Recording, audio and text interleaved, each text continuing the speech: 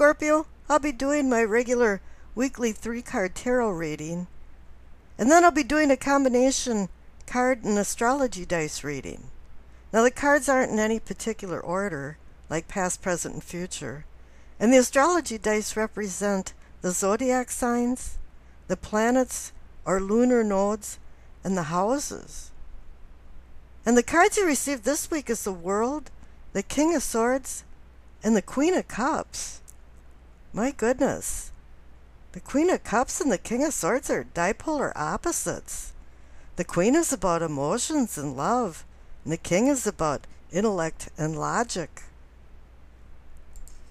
If you've been following my readings, the Queen of Cups has showed up in these Scorpio readings at least every other time, if not more, in the last 3 months. And it's saying, yeah, you are the protagonist in your own play or novel. Whatever's going on in your life, it's saying that you are in center stage right now.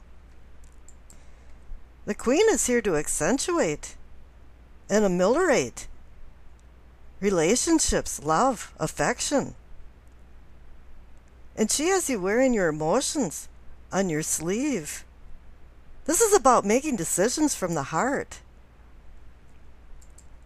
and using your gut feelings and intuition to drive you. And the King is completely opposite than that. He carries the sword of justice and runs his kingdom like the emperor does, with rules and regulations. And he's no longer the knight anymore, running around wielding the sword aggressively. Oh no, he's using the sword now for justice in his chambers and in the courtroom. He doesn't use emotions in his decision making. It's mind over matter, and it's what minds to him, and it is his mind. The presence of the King of Swords is saying that you're taking control of your life. Here you have two opposing forces of love and logic now uniting into the World card. The Queen is tears of emotion and the King is breath of reason. And you have the best of both worlds now that are uniting into one. And the World card is saying that you're coming to a completion. You've accomplished something. There's been some fulfillment. And you've learned. You've gone through the gauntlet of all of the major arcana cards and came out the other end. The World card is giving you freedom. Freedom to accept new challenges now in your life. It's just one of many world cards that you accumulate, that you go through one understanding after the next and build and develop from them. Now I rolled the dice and you received Gemini, the Sun, in the 8th house.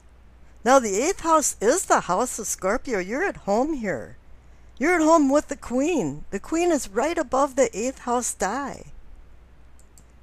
The Sun is connected to the World card, and Gemini is air and swords, and he's connected to the King of Swords. The 8th house is about rebirth, transformation, life and death.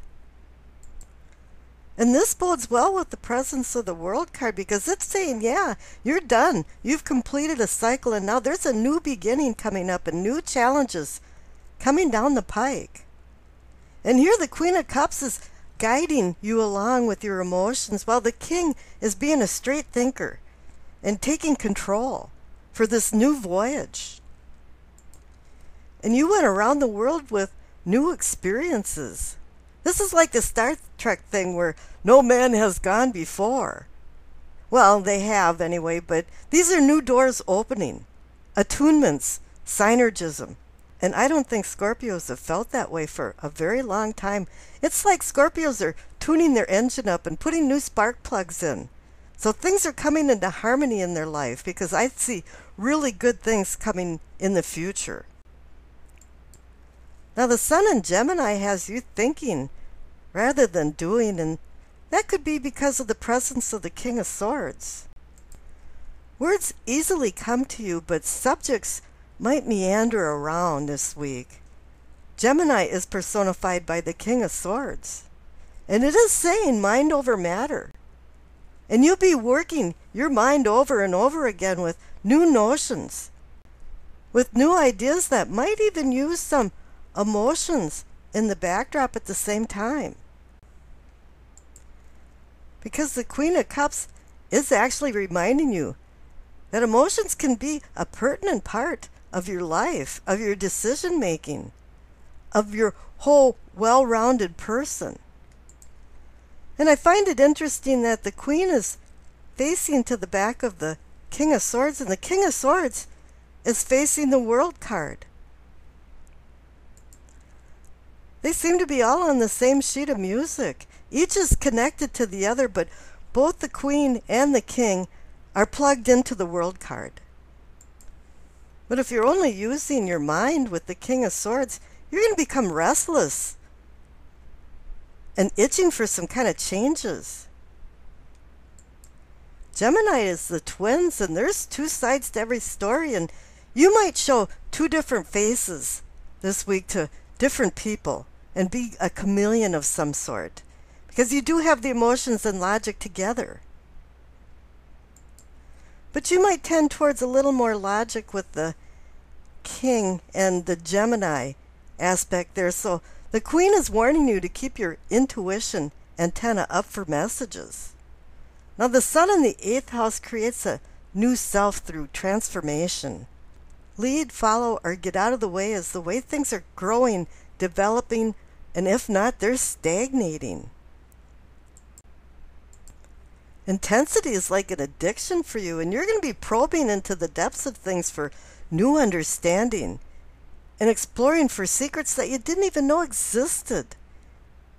And here it's time to take advantage of a spiritual awakening that the World card is bringing, because you have the balance of logic and emotions from the King of Swords and the Queen of Cups. So this is a blend of spirit, mind, body, and emotions. And I wish you acceptance, peace, and happiness.